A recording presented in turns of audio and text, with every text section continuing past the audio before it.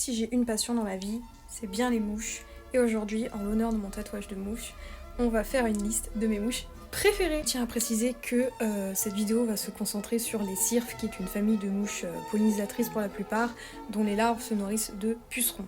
On commence très fort avec le cirfe ceinturé, qui est un cirfe que je pense tout le monde a vu.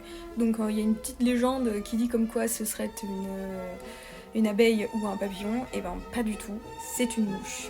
Et c'est triste parce que du coup, l'été, elles se font écraser en fait par peur que ce soit une abeille, alors qu'en fait vraiment c'est juste une mouche quoi.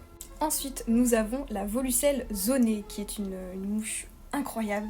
Genre vraiment, elle imite en fait les frelons européens et elle est énorme. Et j'ai eu la chance d'en voir une il y a 3 ans et j'avais pas trop compris ce que c'était au début. Et en fait, elle était magnifique quoi. Et je trouve que c'est vraiment impressionnant. Regardez les couleurs, le mimétisme, c'est fou. Alors toujours dans les belles mouches, nous avons l'Eristalinus taeniops, qui est une mouche qui a des yeux, je trouve magnifique. Regardez, c'est zébré, c'est jaune, marron, j'adore.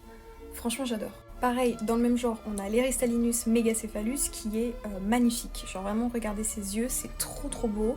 Et toujours un peu pareil, on a l'Eristale tenace ou autrement appelée l'Eristale gluante qui est trop jolie. Genre vraiment, on dirait une abeille, c'est fou.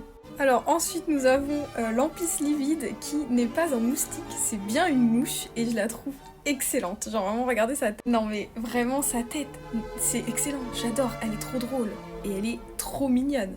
C'est une mouche, ce n'est pas un moustique, c'est une mouche. Alors nous avons aussi la mouche de la Saint-Marc, ou aussi appelée bibion, que je trouve absolument adorable. Regardez ses gros yeux, ses petits pieds, elle a tout ce qu'il faut pour être dans mon top 10 de mes mouches préférées. Alors ensuite on a le petit temps aveuglant. Déjà elle est trop belle, mais elle s'appelle pas aveuglante parce qu'elle est magnifique, elle s'appelle aveuglante parce qu'en fait elle a tendance à piquer les bovins au coin des yeux. Ensuite ma préférée, mais vraiment la plus mignonne, le grand bombille, Bombilus major. Non mais regardez comme elle est belle, elle est trop belle, c'est vraiment, on dirait une petite peluche. Moi, oh voilà, non, regardez-la quand elle vole, c'est adorable, ses pieds, non, je suis morte, c'est excellent, j'adore. Et ensuite, en bonus, nous avons la mouche de mai, qui n'est pas une mouche, c'est un éphémère. Voilà, je sais pas pourquoi elle s'appelle la mouche de mai, donc si quelqu'un pourrait me le dire, moi j'apprécierais, mais elle est trop mignonne, genre moi j'adore sa petite tête, je trouve ça trop chou. Voilà, j'espère que cette vidéo sur les mouches vous aura plu, moi je les adore, c'est vraiment mes bébés, et si vous en avez d'autres à rajouter, n'hésitez pas, j'adore les mouches.